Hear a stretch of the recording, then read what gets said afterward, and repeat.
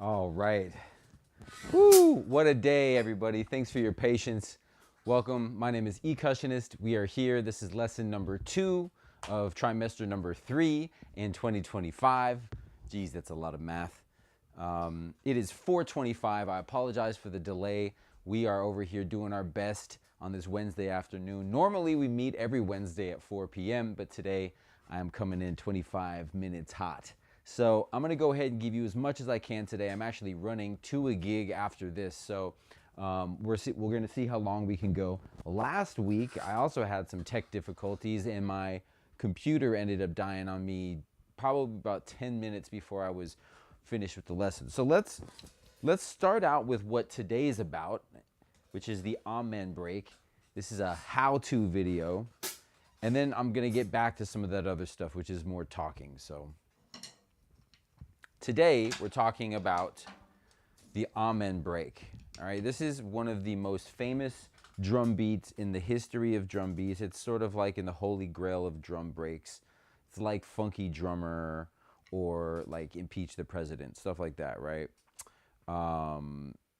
And it's so popular that they even made a app that mimics and generates this exact drum break.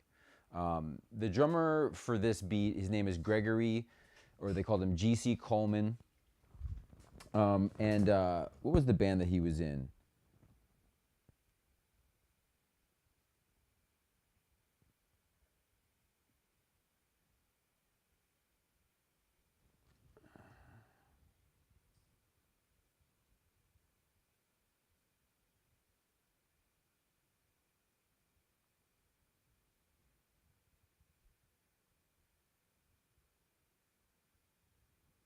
Oh man, sorry guys. The Winstons, that's right. The Winstons. So this is a band called the Winstons. G.C. Coleman, the drummer, Gregory Coleman. The story of this groove is unrequited because the drummer and the band members never got paid, particularly the drummer who made this so famous. And this drum break, like I said, is so famous. It's a part of thousands, hundreds if not thousands of different songs. I'm going to demonstrate it for you right now.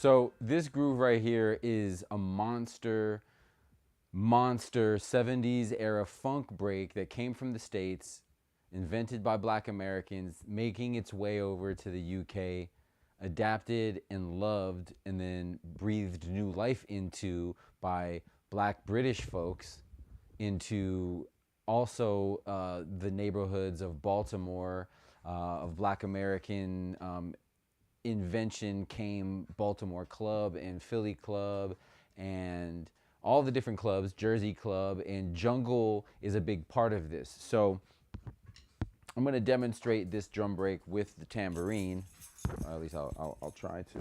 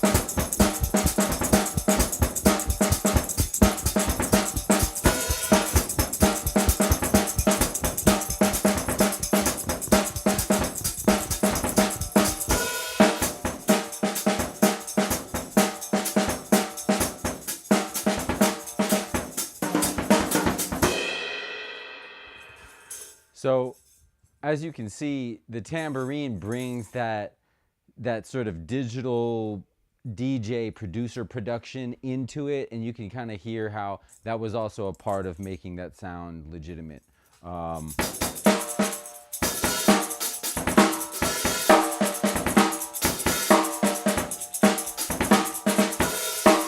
But then I realized that I needed to get that open hi-hat sound in there, or that cymbal crash, that. All right, cool. So I'm also playing this groove on the center of the drum head. Now I'm gonna show you what it sounds like when I use rim shots pretty much for every single one. And I'm gonna try use the tambourine on a different part of my body so as not to unbalance the groove, because this chest mic right here is picking up the tambourine too much. So.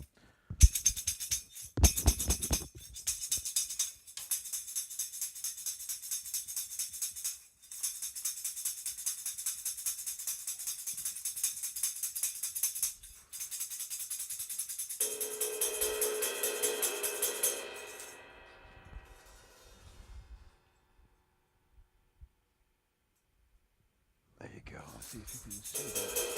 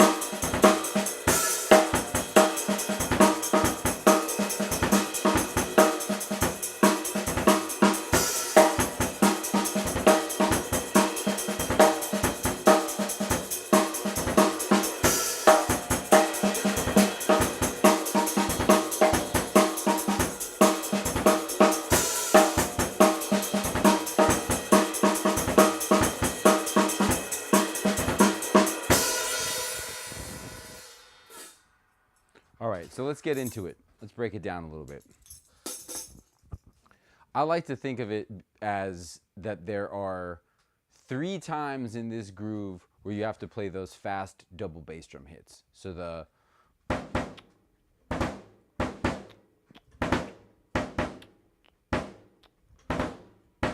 right? And that third time that you do it, it's displaced from the same place that it was repeated in the first half of the groove, right? That part is also coming after a differentiation in the groove, where instead of the snare being accented on 2 and 4 like it is for the first half of the groove, it's displaced back some eighth notes. And it sort of gives it like this James Brown step, much like Hot Pants or Popcorn. So instead of playing, it's 2 and 3 and 4 and 1 and 2 and 3 and 4 and 1 and 2 and 3 and 4 and. So it's on the and of 4 instead of 2 and 4. It's 2 and the and of 4 sometimes. So in this groove, we're going to break it down nice and slow.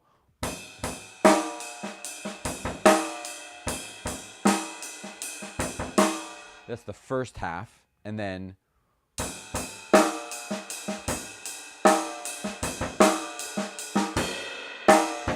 is the second half. So clearly, the second half is kind of the part that you have to think about a little bit more, because there's some little curveballs. It's not just 2 and 4, right? We can mimic this groove and sort of get close to it, but it's not the exact groove. Mimicking it would be.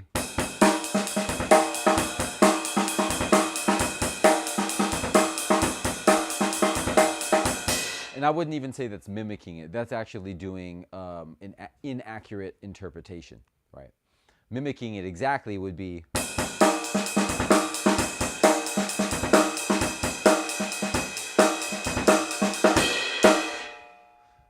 But we can chop it in half. We can use any part of this, any phrase of it. In fact, this groove has been chopped up and manipulated in every different way in order to actually be a little bit different from the next person that sampled this song.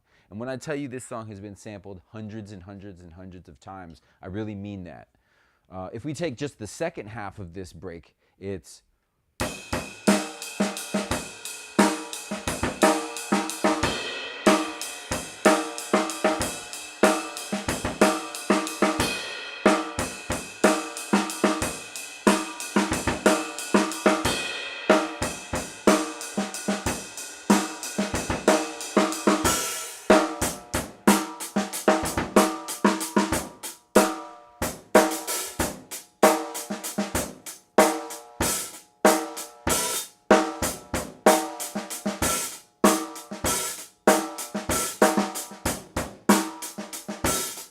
right, that's the James Brown break.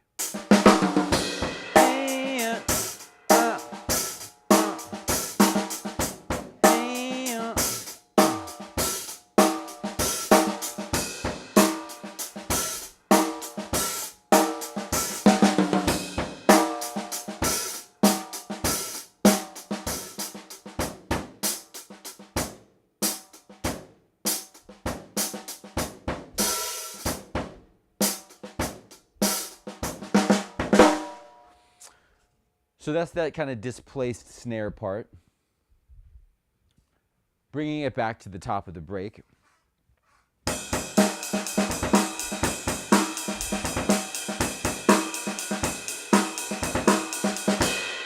Okay, cool. So we talked about that bass drum part.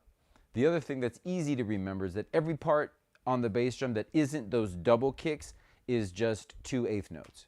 Those double kicks are technically 16th notes. The eighth note count is 1 and 2 and 3 and 4 and 1 and 2 and 3 and 4 and the 16th note count is 1 E and a 2 E and a 3 E and a 4 E and a 1 E and a 2 E and a 3 E and a 4 E and a 1 E and a 2 E and a 3 E and a 4 E and a 1 E and a 2 E and a 3 E and the eighth note 1 and 2 and 3 4 and 1 and 2 and 16th note and 1 E and a 2 E and a 3 E and a 4 E and a 1 E and a 2 E and a 3 E and a 4 E and a 1. Right? So I just realized that I say right so after everything that I say. Audience, you were the first to see me be introspective online and correct one of my little public speaking inadequacies. All right, on to the next thing. So as we move forward in this groove, it's two eighth note bass drums, snare, snare, 2 16th note bass drums, snare, snare, 2 eighth note bass drums, snare, snare, 2 16th note bass drums, snare, snare, second part of the phrase, 2 eighth note bass drums, snare, snare displacement, bass drum double displacement, and I'll show you what I mean when I say these displacements, and followed by the crash at the end. So eighth notes, 1 and 2 E and a 3 and a 4 E and a 1 and 2 E and a 3 and a 4 E and 1 and 2 and 3 and a 4 E and a 1 and 2 and 3 and 1 and 2 and a 3 E and a 4 E and a 1 and 2 E and a 3 E and a 4 E and a 1 and 2 and a 3 and a 4 and a 1 and 2 and 3 E and a 4 E and a 1. Right, so that's how you count the eighth notes versus the 16th notes. 1 and 2 E and a 3 E and a 4 E and a 1 and 2 E and a 3 E and a 4 E and a 1 and 2 E and a 3 and a 4 E and a 1 E and a 2 E and a 3 E and a 1 and a 2 E and a 3 E and a 4 E and a 1 and a 2 E and a 3 E and a 4 E and a 1 and a 2 E and a 3 E and a 4 E and a 1 bass drum and a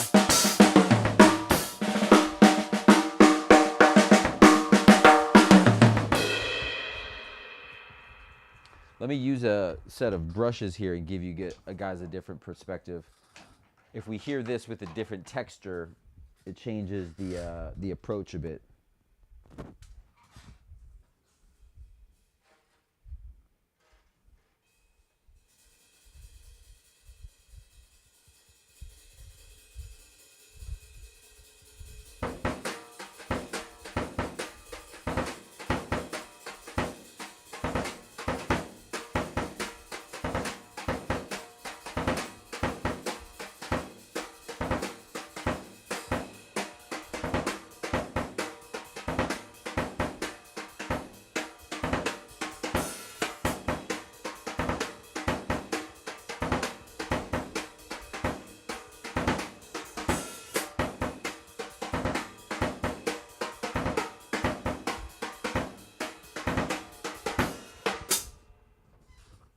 guys a bit more of a perspective. Oh, wrong way. All right, there you go.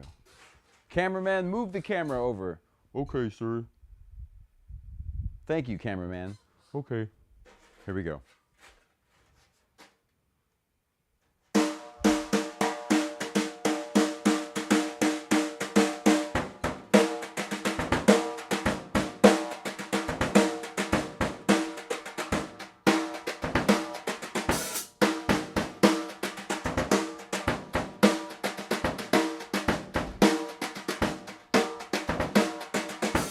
One and two and a three and a four and a one and a two and a three and a four and a one and a two and a three and a four and a one and a two and a three and a four and a one and a two and a three and a four and a two and a three and a four and a one and a two and a three and a four and a one and a two and a three and a four and a one. Right? Faster.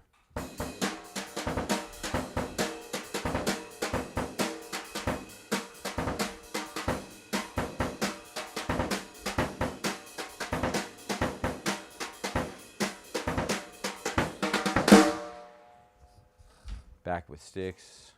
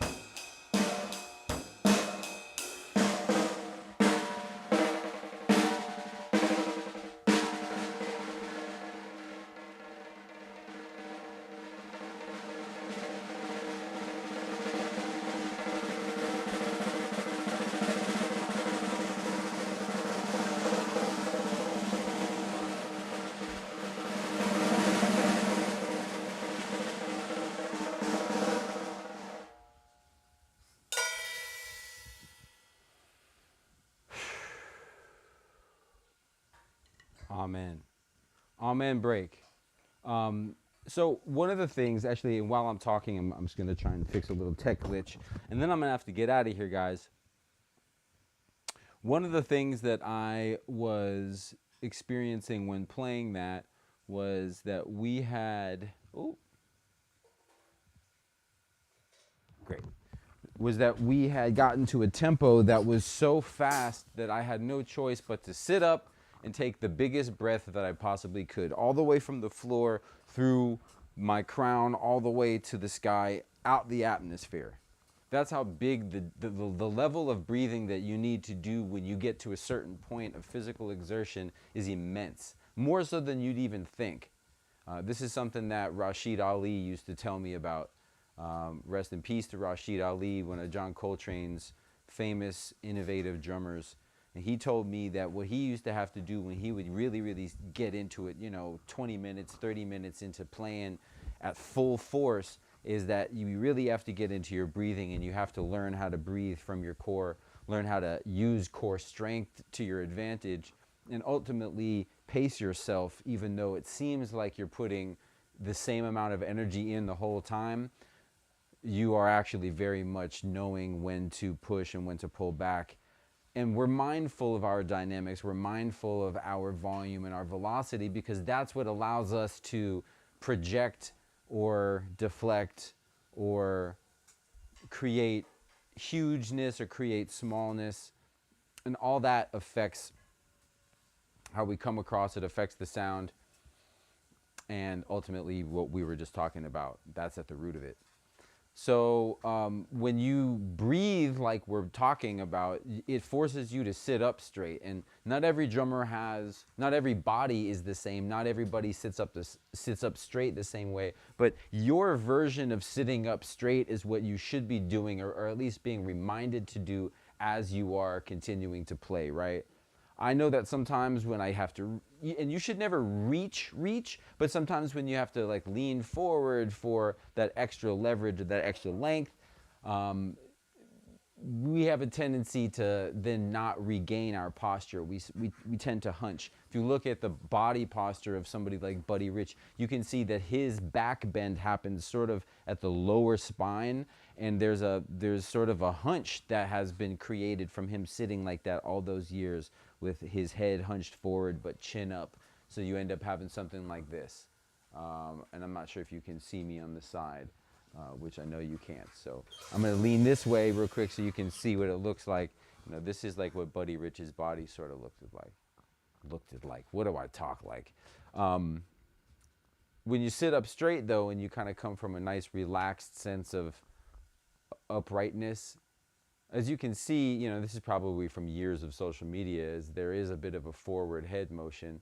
So, as I can sort of press my shoulder blades together, I'm sort of achieving a better looking body posture. But is that really, efficient, or is that really going to happen when I'm playing? So I guess the question is how can I be reminded of it? And I'm just reminded of it by drawing a string through my chin up to the sky. And I always just try having that image in my mind, having my chin lifted by the string. It's not a false sense of having your shoulders back and pressed against your, rib cage. It's not a false sense of having your chin up high. It's so much as it is just keeping yourself up by that string in your mind. And that string in your mind just sort of allows you to be a bit flexible in your core. Okay? So the amen break can be used for so much, okay?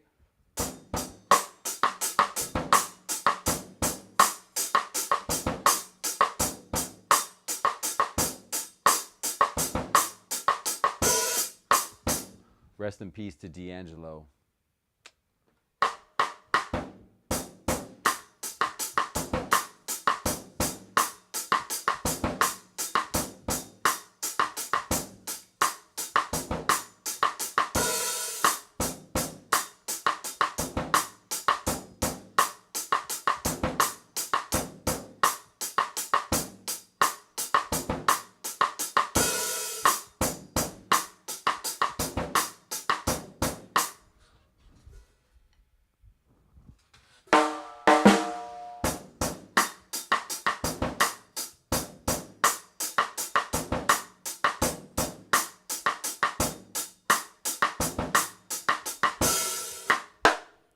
Rest in peace to Angie Stone.